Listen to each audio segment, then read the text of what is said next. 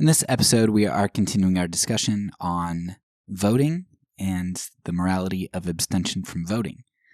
In the last episode, I talked a bit about the kingdom of God and what it means to be not of this world, and whether that means that it is for this world.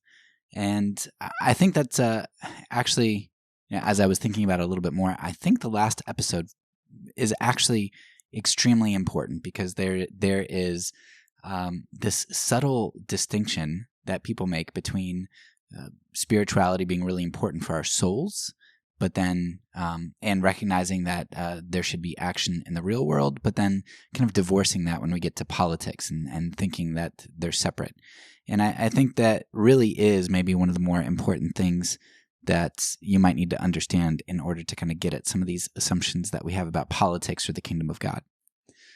In today's episode, I'm going to be repeating an episode, which is actually, I think, all the way from season 1, but it is on Romans 13, which if you're going to talk about politics and Christianity, you have to deal with Romans 13. Because what's going to end up happening is, okay, you could get towards the end of the season and you could be like, well, great. I understand that you have some moral issues with some of the things that happen in governments that you divest your power in through your vote. I understand that government's not perfect and all those sorts of things. But look, Paul in Romans 13, he is telling you that government is important. And so we're going to take a look at that. Is that what Paul is saying? Is he saying that government is important? If it is important, does that mean that it's necessarily a good that we are supposed to participate in willingly? Like, there's a difference between submitting to something forced upon you and pursuing something. And so we're going to take a look at some of the assumptions that go into Romans 13 and whether or not the kingdom of God calls for us to engage in politics and seek to use that as a good means. So, without further ado, here is the episode on Romans 13.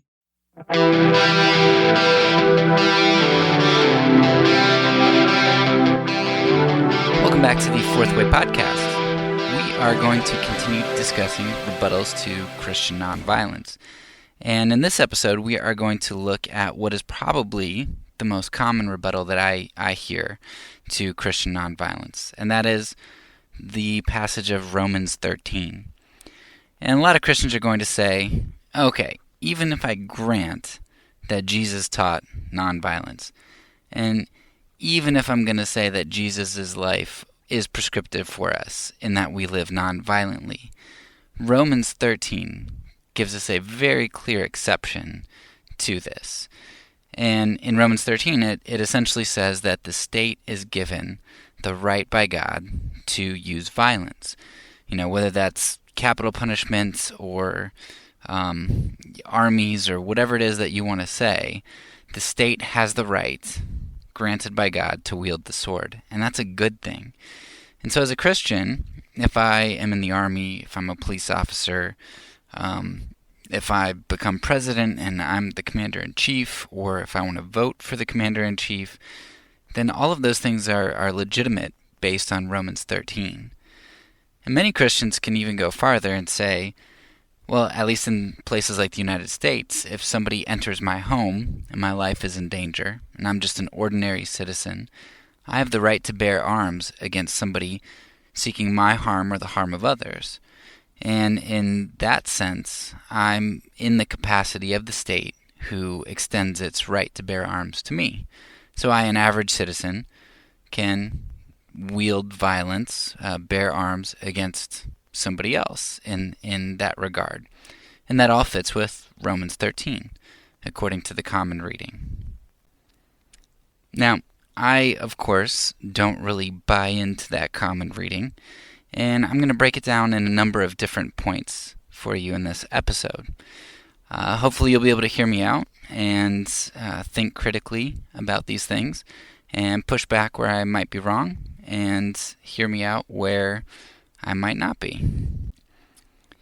So, first point, I want to talk a little bit about the historical problems with this reading of Romans 13. I'm not going to spend a lot of time on this because we did a whole episode, episode 3, which focused on the early church and talking about what the teachings were, what some of the ecumenical documents were, and that sort of thing. So if you want to kind of recap, you can go back and take a look at that. But if we take the common reading of Romans 13, which gives the state the sword, and we put that up against what we see in the early church, that reading just doesn't fit with what we see. The early church viewed the army as problematic. We see that in the ecumenical document at the Council of Nicaea, 325. We see it in other broader church documents. We see it in a lot of the church fathers who talk about even capital punishment being problematic, being a soldier as problematic. We see that in discussions by some of the early church fathers talking about not wearing the colors of government officials, of high government office.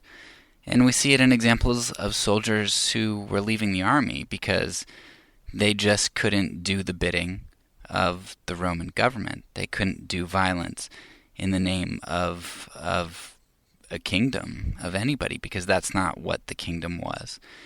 And so our modern understanding of Romans 13 just doesn't fit with what we see the historical understanding as in the first few centuries after Christ. Again, I don't want to beat a dead horse here. You can go ahead and dig deeper into the historical problems if you would like to. But very clearly, the modern interpretation does not fit what we see in the early church. The second problem that I have with the modern interpretation of Romans 13 is an exegetical problem. And this is a problem where it seems like we're imposing something on the text rather than really listening to it and drawing out from it. And I think the problem comes, can be kind of summarized in what one of my favorite apologists says. And he says, never read a Bible verse. And that's Greg Kokel who says that. He says, never read a Bible verse. And what he means by that is it's very easy to read one verse or a small section of verses and pull some idea out of it that is not within the context of the broader scope of what's being said. And Romans 13, when you take it to mean that God approves of the government, you've got some really big exegetical problems. And I just don't think that you're taking a look at the broader view of what Paul is saying in Romans. As you really think about this, I want you to go back and I want you to read Romans. But instead of starting in chapter 13, and I want you to start in chapter 12. And then don't stop with the passage on government, but I want you to continue past verse 10, I believe, and look beyond, or verses 8 through 10, which follow the government passage. So you're going to see, starting in chapter 12, that Paul tells Christians we're to be living sacrifices, we're supposed to be patient in affliction, we're supposed to bless those who persecute us, we're supposed to bless and not curse, we're supposed to live in harmony with one another, we're not to repay evil for evil, we're to do our part to live at peace, we're not to take revenge, we're to leave vengeance up to God, we're to feed our enemy if he's hungry, we're to give our enemy a drink if he's thirsty, we're not to overcome evil with evil, but evil with good. And that's what we see in chapter 12. And then we get our passage on Romans 13, talking about government and their use of the sword. And then immediately following, we see Paul say that we have this continued debt of love towards one another, that we're to love our neighbor, and that love does no harm to a neighbor. And so what you see is Romans 13, the part about government, is sandwiched between all of these things where Paul is saying that we're to love, we're to lay down our lives, we're to give to our enemies, we're not to take vengeance, we're to leave vengeance to God. We've got this principle of love. And all of that surrounds this passage on the government doing violence to people. And you have to figure out how does that make sense for Paul to tell these Christians all these ways to lay down their lives, and then to say, but you know what? Tell you what, you can go kill people in this instance. And I think there's a better way to make sense of this. Because when we look at the passage on government, everything that we see there is antithetical to what Paul is just telling Christians to do. The government brings terror, causes fear, bears the sword, they're agents of wrath, and they bring punishment. Those are all antithetical to the very things that Paul is surrounding this passage with, telling Christians not to do. And you'll notice if you read in chapter 12 that there's a significant language shift, not only in terms of ideas of what a Christian's like, but also in the way that Paul addresses these groups. So in chapter 12, we see that most of what Paul is saying is directed at this you or you understood language. So he's talking to believers. But when he gets to the section about government, all of a sudden he switches to they. He switches to this language of not you, but them, this other group of individuals.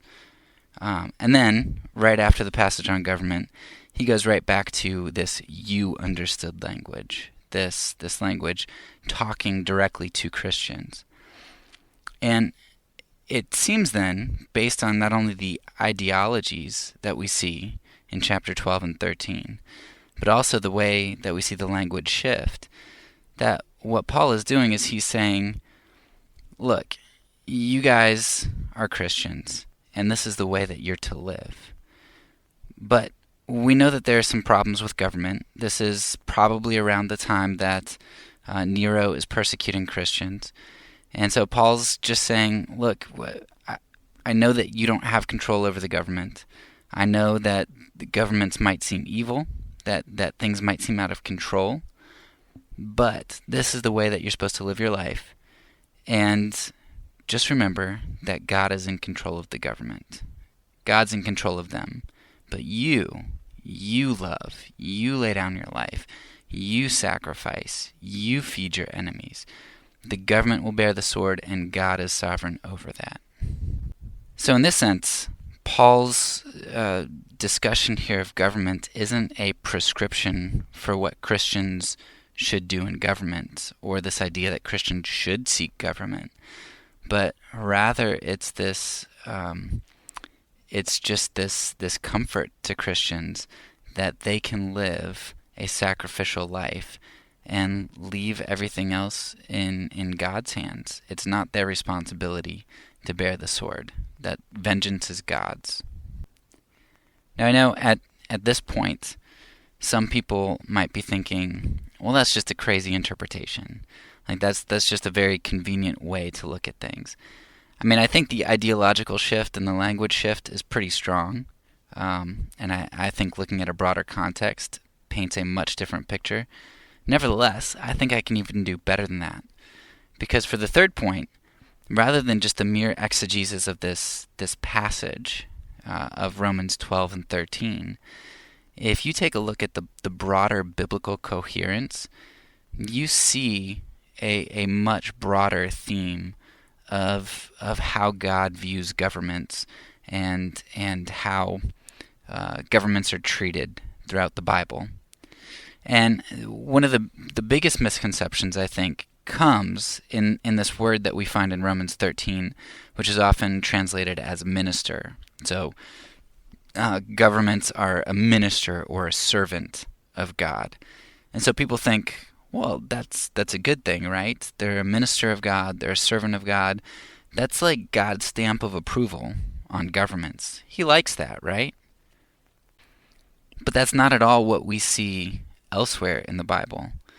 Daniel 4:17 talks about how God is sovereign over governments, and he uses the lowliest people as rulers.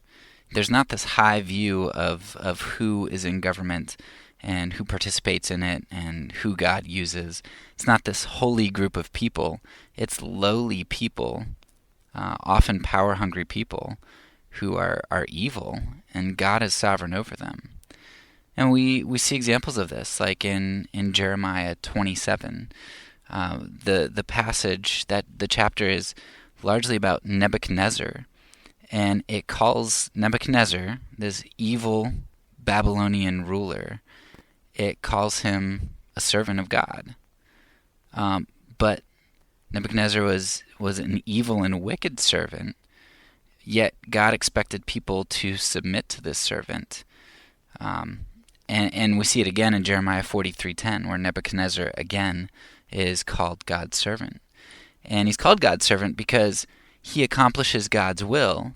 But then in Jeremiah 43, we see that then Nebuchadnezzar is thrown to the side and he's judged. So even though Nebuchadnezzar is wicked, he does evil, vile, terrible things, God is sovereign over him and calls him his servant because God is guiding his heart like a river, as Proverbs says. And God accomplishes his will, and God will have Nebuchadnezzar judged. And even through all this, he expects people to submit to his rule. But this idea of servant or minister is not a positive thing.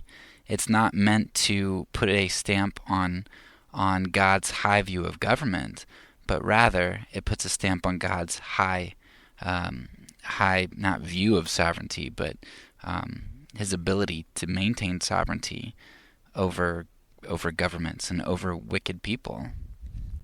We see something similar in Isaiah 10 with Assyria.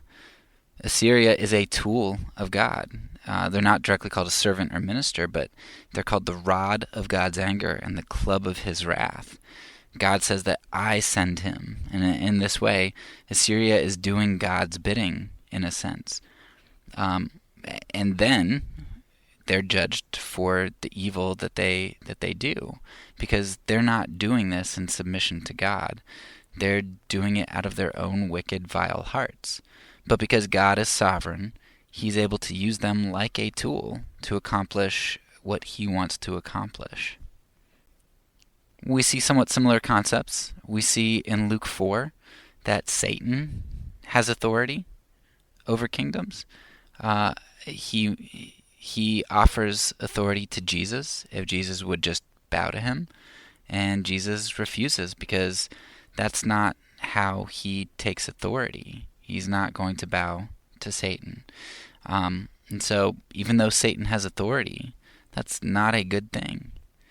In Acts 2, we see that once again we have God's sovereignty and human rulers on the scene. It talks about how wicked men put Jesus to death. Wicked men like Pilate. And we know that Pilate was an authority, and Pilate did something evil. Yet at the same time, Acts 2 clearly shows us that God was sovereign over that action.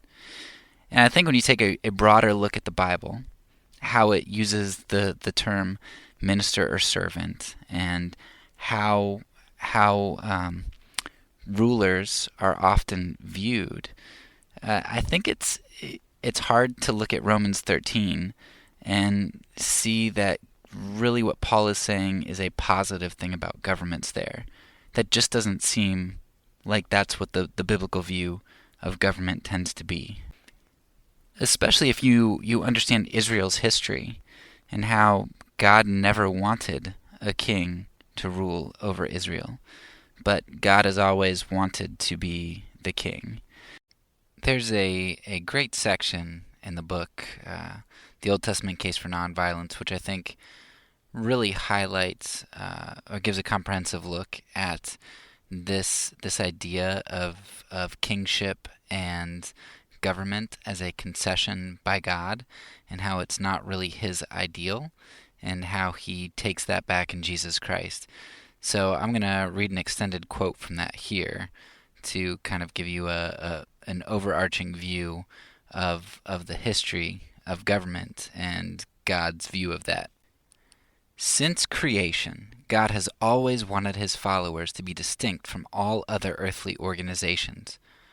Initially, he formed them into the uniquely theocratic, demilitarized, morally advanced nation of Israel. Unfortunately, they couldn't maintain their distinctiveness for long. They got tired of being different and asked God for a king, such as all other nations have. In their sin, they wanted a typical earthly kingdom, led by a typical warrior king. God interpreted their request as a rejection of his leadership, and warned that a king would exploit them for his own purposes, particularly his own militaristic ones. Nonetheless, they persisted, reiterating their request to have a king so they could be like all other nations, with a king to lead us and to go out before us and fight our battles.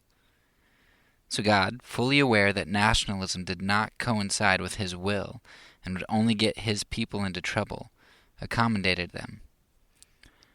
But when the Messiah arrived, he would have none of it. Jesus didn't gather God's followers to take back territory, militarily or otherwise. Instead, he repeatedly declined to adopt the agenda of Jewish nationalism.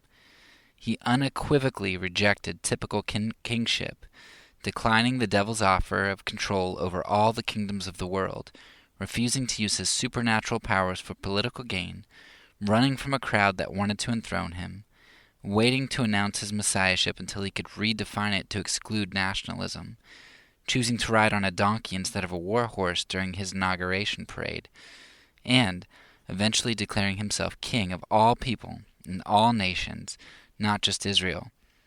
Likewise, he shunned all political power and commanded his followers to do the same, instructing them not to lord it over others, sending them into the world as sheep among wolves, not as a well-organized army or political brigade, scattering them across the globe as foreigners, exiles, and sojourners, whose primary citizenship is in heaven, and ordering them to put their swords away instead of defend him, let alone a nation, while also definitively proclaiming to the Romans that his followers do not fight. The Jewish nationalists were right to be afraid. In doing all this, rejecting national kingship, eschewing political power, including Gentiles, etc., Jesus denationalized God's followers. He turned them from a nation into the church, from a typical earthly kingdom into the transnational, inter-ethnic, non-governmental, non-violent, geographically dispersed organization we call the Universal Church. He revoked God's earlier nationalistic concession and declared statehood to be inappropriate for his followers. In short, he revealed God's institutional ideal to be the nationless body of Christ. That's good news. Jesus freed us from the concerns and constraints of maintaining an earthly nation, because God's interests are no longer tethered to any particular nation's interests. Obedience to him no longer involves political power struggles. Instead, doing his will today requires transcending such nationalistic entanglements. It means engaging in transnational disciple-making, not nation-building. God doesn't want us to make America into a Christian nation. He wants us to be the church. One important caveat. Although Jesus denationalized God's followers, he didn't depoliticize them. The church isn't an apolitical entity. It's an alternative political entity. In fact, the Greek word for church, ecclesia, is a political word, not a religious one. Historically, it meant the political assembly of citizens of an ancient Greek state. Yoder translated it as a town hall gathering or assembly, where people come together to make decisions and to do business. The church deals with the same issues as all traditional political communities, just in a non-traditional way. It is absolutely political. It just does politics differently, lovingly. That extended quote highlights just about everything I would want to say. This idea that God has always been king and has always wanted to be king and has not wanted to give that over to anybody else.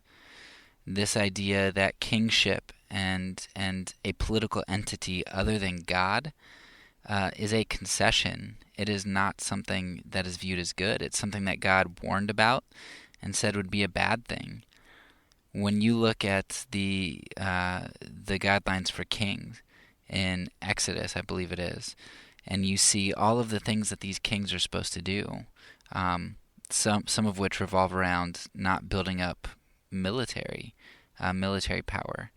And you see what kings actually end up doing with the power. When you see this idea of God continually telling the Israelites that I will go before you, I will fight for you, yet these kings build up their military might or seek allegiances with pagan nations and just compromise all over the place instead of relying on God and trusting in Him to fight for them. You just don't get a good taste for politics in your mouth, even with those individuals who might seem like good leaders in Israel, end up causing some very major problems. And then when you couple that with Jesus, who certainly made political statements in what he did, and even some of his titles are extremely political. The way he went about things was political. The institutions he attacked, he did so in political ways and attacked political institutions. The terminology used for not only Jesus, not only his titles, but also the church. I mean, everything just revolves around politics. The church is an alternative politics. And I think when you look at Romans 13, out of context of Romans 12 and the part that follows the section on government in Romans 13, I think you really miss out on the larger context of not only Romans itself, but the larger context of the New Testament. You know, you throw 1 Peter, especially 1 Peter in there, and the Gospels and all their talk about the kingdom. And then you even add to that the Old Testament and the way that it viewed politics and kingship and other than God. You just really have a problem taking this set of 7 verses and trying to make that a prescription for politics, or this description of how a Christian can beautifully engage in politics. That's just not the vision that you really get when it comes to how God views politics and the alternative politics of the Messiah and of the church. And if you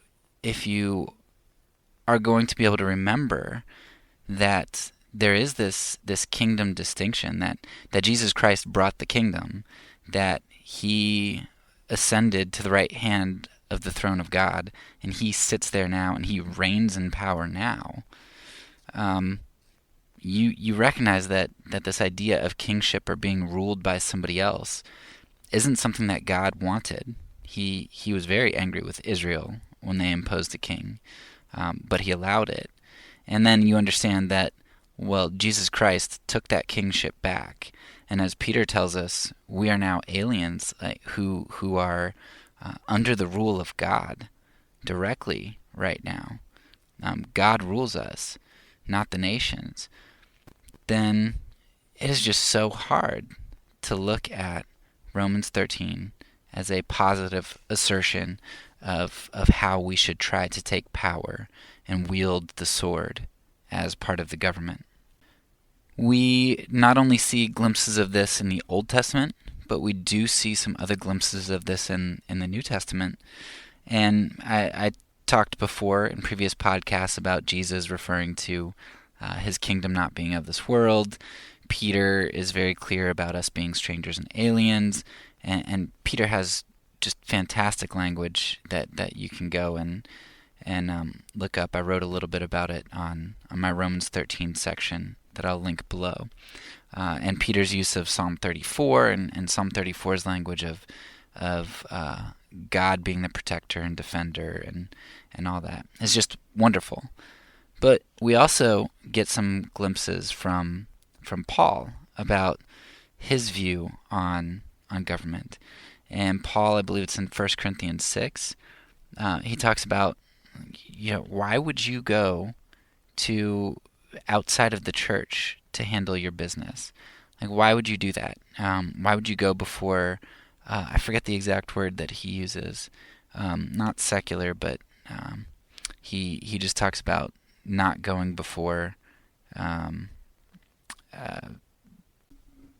unrighteous. That's it. He talks about not going before the unrighteous. Like, why would you go outside of the church and go before this unrighteous government, these unrighteous judges? That's just not what Christians do. We are in the kingdom. We're going to judge angels. Like, we handle this in-house because we are distinct in our rule. And I really understand that people have a difficult time with this distinction and feeling like it is sort of a retreat. And I really understand that, and hopefully in the next episode I'll try to hash that out and show why that's not really the case. But we do also get glimpses of this already not yet mindset that I think can kind of help us to at least push through here at this moment until I can provide you with some further explanation. Paul and Peter specifically talk about this idea of slaves and masters. And it's kind of hard for us to think about Paul and Peter not saying, masters, get rid of your slaves right now. Like, that's just wicked, that's evil.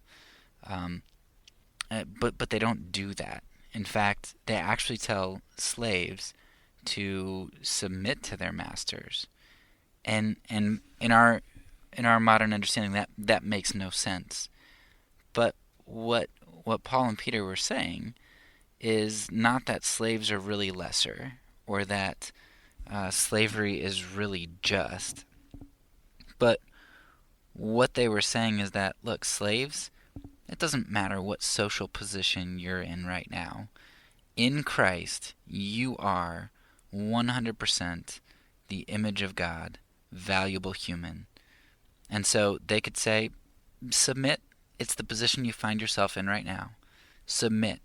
Do what your society expects you to do. Bear up under injustice like your Savior did, even though you know that your identity means that you shouldn't have to deal with this. That's not the way that you should be treated.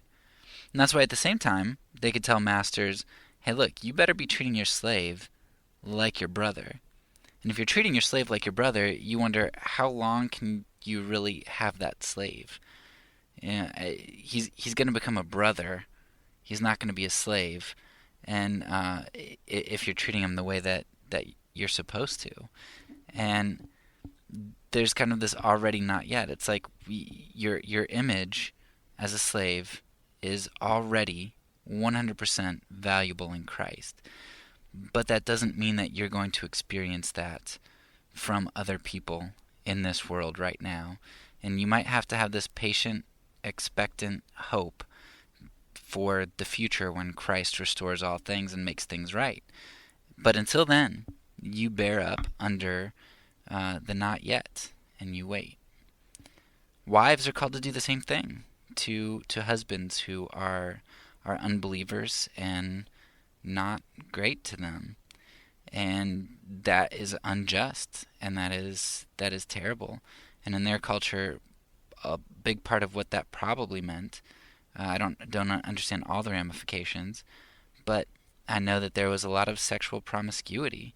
And so wives who are Christians, who know that their husbands should be faithful to them, and know that their marriage is to be a picture of Christ and the church, and of holiness and faithfulness, they're supposed to bear up under what's going on, this injustice committed by their husbands. And that's terrible, and they shouldn't have to do that. And one day, that will be made right, and they won't have to face injustice. But just as Christ stood up under injustice, so spouses are called to do the same. And we also see the same thing in Romans. Okay, the government has the sword. Just like in Roman culture, the husbands had the rights over wives. And just like in Roman culture, the masters had rights over slaves. Okay, so the government bears the sword, but citizens of the kingdom, even though they might experience the sword from an unjust ruler, and even though that sword shouldn't exist because we should be at peace and there shouldn't be injustice, we might need to bear up under the sword. And it might make our self-sacrifice difficult. It might make all those things listed in Romans 12 and 13 difficult. But nevertheless, we are called to submit even in injustice and stand up under persecution, just as Jesus Christ did. So if we understand this much larger theme that goes all throughout the Bible, both Old and New Testament, which views rulers, authorities of not just governments, but other societal relationships like master-slave, husband-wife, when we see the way that authorities are viewed, and when we see that coupled with this concept of God's sovereignty and of already not yet, it's not hard to see how Romans 13, especially when read in context of Romans 12 and the verses following the governmental passages, it's very easy to see how this passage isn't really about prescribing for Christians what we should do to try to seek governmental power, but it's trying to show us how we can live faithfully as Christians and bear up even under injustice, just like in all these other societal relationships that we've heard the same message from. Because God is sovereign, and we can have faith in that, and we can live in hopeful expectation. And that's a good and beautiful thing. And I think this is especially powerful coming from what we talked about in the last episode of Revelation. I mean, the book of Revelation is essentially what we just talked about right here so far. Romans 12 to 13. That's exactly what Revelation is about. Revelation shows us this wicked, evil government, this regime, and it calls Christians to faithfulness and to bear up under persecution and difficulty and trust in the sovereignty of God and live faithfully without compromise. That's Revelation right there, and we get a glimpse of it in Romans 12 and 13. All right, let's move on to the fourth point here. That would be contextual evidence. Like I already said, Romans 13 was probably written when the Roman government was antagonistic to Christians, quite possibly under Emperor Nero himself, who was not very friendly to Christians. And even if it wasn't under Nero, Rome was an extremely unjust power who slaughtered and abused a lot of people. The way that they took land, just what they did to Israel alone in the century leading up to Romans 13 and during this time, I mean, they were just crucifying people, taking people's land. They were doing some terrible, terrible things. Rome was not a nice power. And so even if Christians aren't facing the harsh persecution under Nero, for Paul to be talking positively about a government, which was Rome at the time, just doesn't make any sense, because Rome was extremely wicked. And that's just discussing the violent aspects of Rome. That's not getting into the extortion, the heavy taxes, the idolatry, and all of that other stuff that was going on.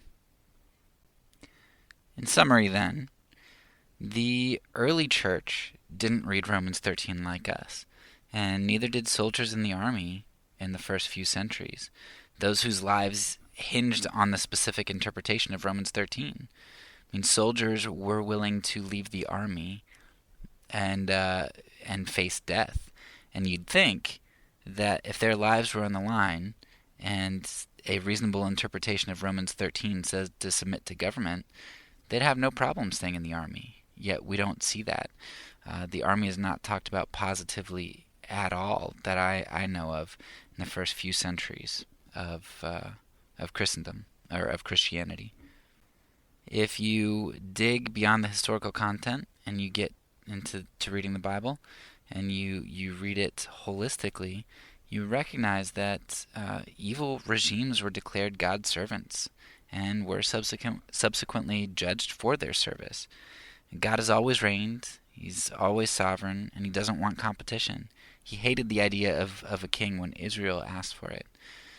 And now, in the New Testament, Jesus has established his reign officially as king. He's taken that back. And while he might allow governments to function, and he might be sovereign over them, he is the king and our only master.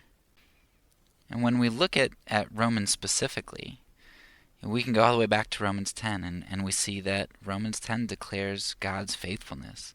In chapter 11, we see a specific faithfulness to those in exile. In chapter 12, we're asked to live as sacrifices to God in light of his faithfulness to us in even the most dire of circumstances. And in chapter 13, Paul declares that even the authorities, who likely seemed unjust and out of control and extremely powerful, are actually under God's sovereign hand.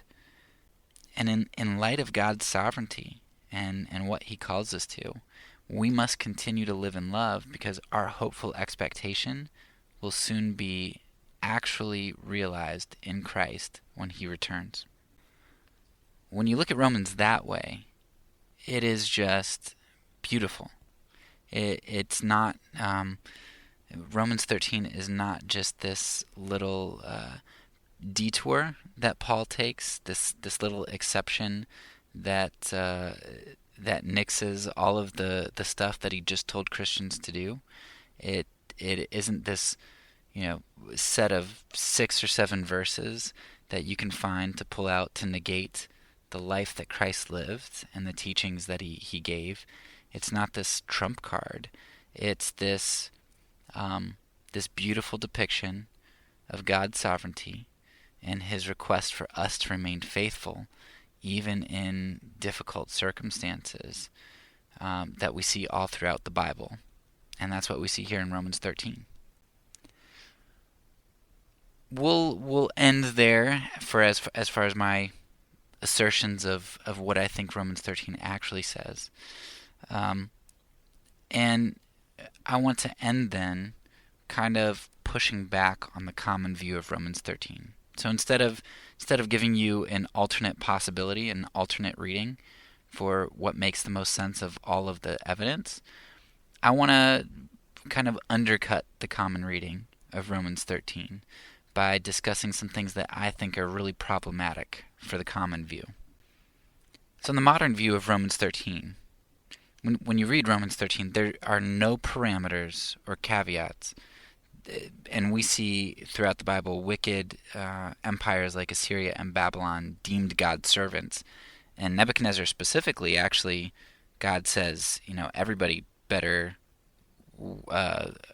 follow him, or else there are going to be problems for those people. So on the modern reading then, what government isn't of God and worthy of submission, and what government isn't unassailable by Christians? Like, how can there be any rebellion against the government? Because we see the most depraved empires like Babylon under God's sovereign control and called God's servant. Yet, at least in the States, we approve of the American Revolution, and that was far different than Babylon. We talk about wanting to overthrow countries like North Korea or Iran and how wicked they are, and I agree, they're absolutely wicked. But I really struggle with how you can read Romans 13, which gives approval for governments, no parameters, no caveats, read consistently with with the way other evil regimes have been viewed, understanding how evil the Roman Empire was. I just really struggle with how that doesn't give all governments a free pass, if you're a Christian living in that country, especially. That doesn't seem to make any sense. Another question I have, and I brought this up in one of the previous episodes, I think episode 4, where I kind of pushed back a little bit on just war. But if I'm a soldier in one country, and I'm a Christian, and there's another soldier in another country, and they're a Christian, and we both have, let's say they're not completely evil regimes like a North Korea, but kind of, very, very muddy waters. And we both go to war for our countries. Let's even say we're drafted, make it a lot clearer. So our governments tell us that we need to serve them in war. And we go to war, and we try to kill each other. Who's moral and who's immoral in that situation? Me serving the United States, trying to kill somebody, kill a fellow Christian, or the person from the other country trying to kill me? Are we both moral, trying to kill each other? You're going to tell me that we are both moral, trying to go out there and blow the other one's brains out? That doesn't make sense to me.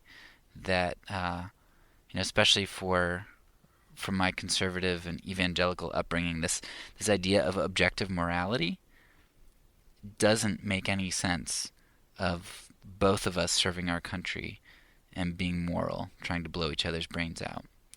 And maybe you're kind of an American idealist who thinks that we would never go to war against another country who wasn't evil. And even though I strongly disagree with that, okay, take it back to other wars, European wars, where you've got supposedly Christian nations and Christian soldiers trying to kill each other. It just doesn't make any sense of objective morality to say that because I'm serving my government, that it legitimizes me going out there and trying to kill another Christian. Anybody, really, but especially another Christian, it just doesn't make sense. All right, here's a third question. At least in my circles, most conservatives that I know don't trust the government with money and power. And I completely understand that. I don't either. But I'll tell you something that makes even less sense to me than entrusting the government with money and power. And that's entrusting the government with the lives of people. Like the ability to choose to kill somebody. And so it doesn't make any sense for me, especially if I'm going to say that we don't live in a theocracy and many of our leaders aren't Christians. It doesn't make sense to me that I'm so willing to entrust the power of life and death into the hands of the government, but I don't want to entrust tax dollars for universal health care to help other people. So I trust them with, I don't trust them with money, but I trust them with the lives of people, especially foreign people, right? Like immigrants. Okay, well, that doesn't matter. That doesn't affect me or the people I know. Or, Iraq. I don't know any Iraqis, and I mean, I probably never will. Like, so, okay, we can go do what we want there.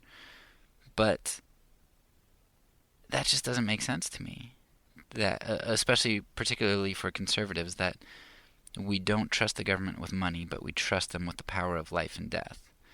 And that doesn't seem like something we should want to be in anybody's hands but God's. And why Paul probably says that we're to leave vengeance in God's hands. And that's the way we should want it to be. And when our government goes and kills people, it seems like we should probably be mourning and weeping, not condoning, and at the same time recognizing that God is in control over that, but not wanting to take any part in that. And I just don't understand kind of the seeming double standard there to value and protect our money more than we value and protect the right of life, particularly the lives of other people. Okay, here's this one's kind of more interesting than it is undercutting like some of the other ones were.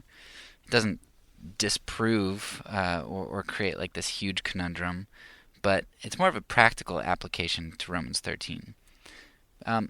So if you think that governments are valuable, governments are sanctioned by God, that ministers and servants really means these positive things, and you can't really make distinctions between, say, the United States and Great Britain or France or whatever else, then doesn't that kind of limit you in what you can do as a Christian in terms of government?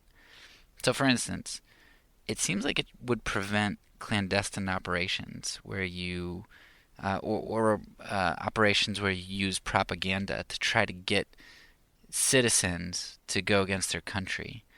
It doesn't seem like you would want to undermine the government in the eyes of other people. You shouldn't want to incite rebellion, because rebellion is wicked. Rebellion is evil, because the government are God's servants. So how does that limit the types of things that you do in terms of how you deal with other nations if you do go into the government? It seems like a reading of Romans 13 that's highly positive would severely limit what you can do. Which, again, doesn't make the reading wrong. It's just something interesting to think about. All right, here is one of what I think is probably the biggest problems I have.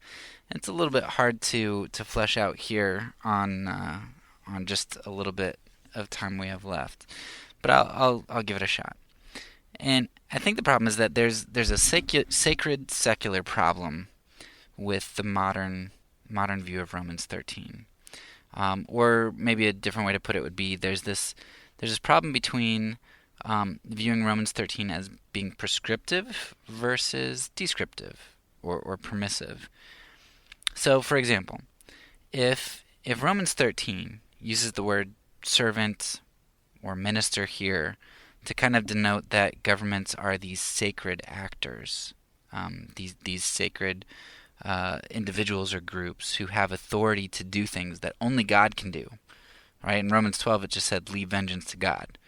But if you're going to say, no, governments are sacred actors who have permission to bear the sword, to do this thing that God was explicitly given permission to do, the only one able to do in Romans 12. But no, the government can be the hand of God permissively or prescriptively. And if they're a minister of God in this approving sense, then in what way can seeking a theocracy be avoided? So think of it this way. If God is saying, hey, look, governments are my ministers. I want them to bear the sword for me because I want them to establish order and bring justice. That's their job for me.